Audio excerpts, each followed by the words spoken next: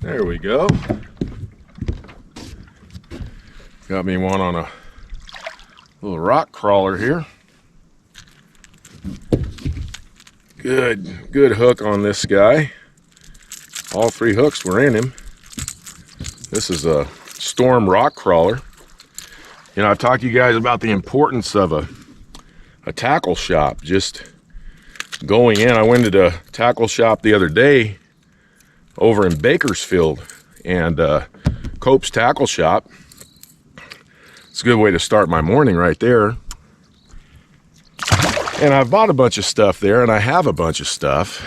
And I told a young man there, really nice guy, he's working there, and I said, hey man, just recommend something. Maybe I've never used it before. So he took me over to the Storm Rock Crawler, kind of a brown with a chartreuse belly. And I said, I'll try them. I bought a couple of them and got me one this morning already. I'm gonna give you guys a fishing report today. And we just kind of got to do it as we go along. And just kind of hang in there with me. It's going to be for September, the month of September. Just some changes that I see. I'm going to move around the lake today, so it's going to kind of be as we go. I'm not far from the launch ramp, and just hitting this little area. There's a nice drop off here. And I like the steep drop off. We're up there, you know, you got 2-3 feet of water, and all of a sudden it gets down to 12 to 15 feet. A lot of times I think the bass are up against that drop off. So as we start heading into the fall, currently right now, and it is 8 o'clock in the morning, the water temperature is 76 degrees. Now, I think that's going to warm up even more because today it's supposed to be over 100. Typically in this area, a lot of times we get our summer in September. So I do expect some hot days out here and the water temperature to get back up maybe toward 80. But one of the things that I like to look for going into the fall, and it has paid off for me in the past out at this lake, and that's these drop-offs where you just have these steep drop-offs from the bank. You know, these fish chase shad year-round, but they're going to be chasing them a lot in the fall as well. And a lot of times they'll trap them up against these walls. So started out throwing a crankbait and caught one a little while ago. Didn't get another bite, so I'm going to slow it down and throw a worm. And last video I did a video on a Texas rig worm. I threw a blue one, and I got a bunch of blue ones. But I made a new color. I tried different colors out here. This one here is a avocado, kind of a different colored green. It's not a green pumpkin. It's not a watermelon color. It's a much brighter green. And the water over here is a little bit clearer, so I'm gonna see how this thing works out.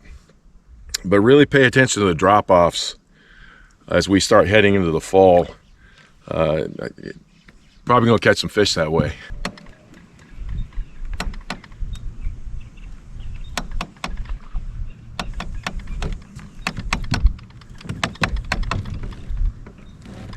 All right,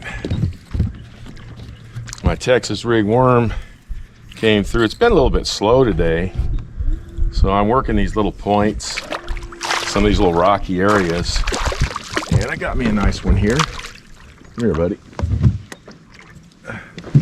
That's the thing about the Texas rig, guys, is that if you're a tournament angler out at this lake, it's going to get you a little bit better than average. That's going to be, I don't know how much this weighs, maybe 1.5 pounds, 1.75 pounds.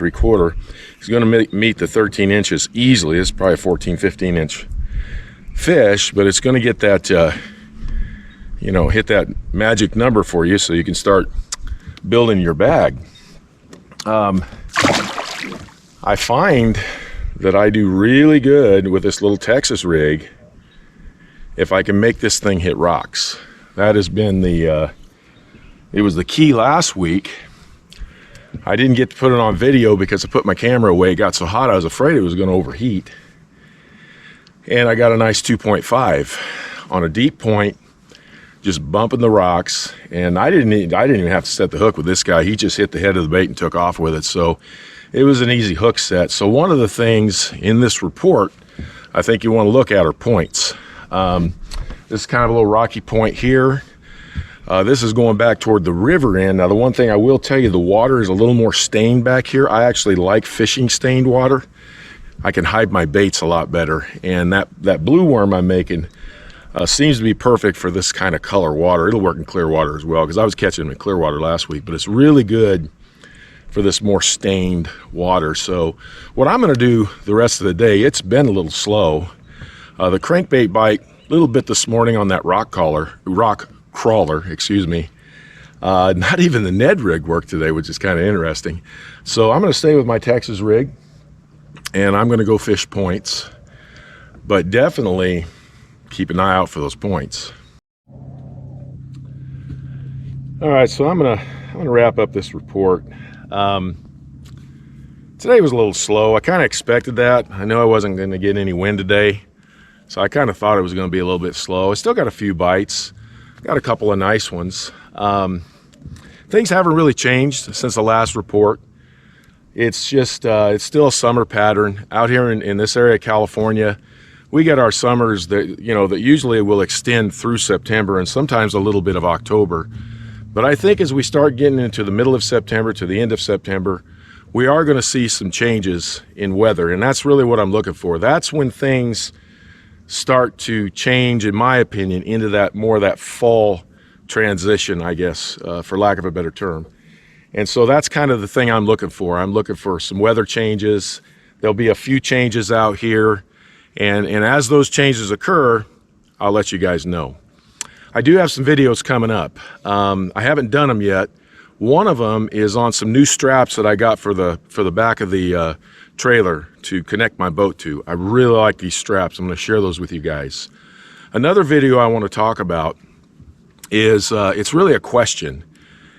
Has bass fishing become more complicated? I want to talk about that.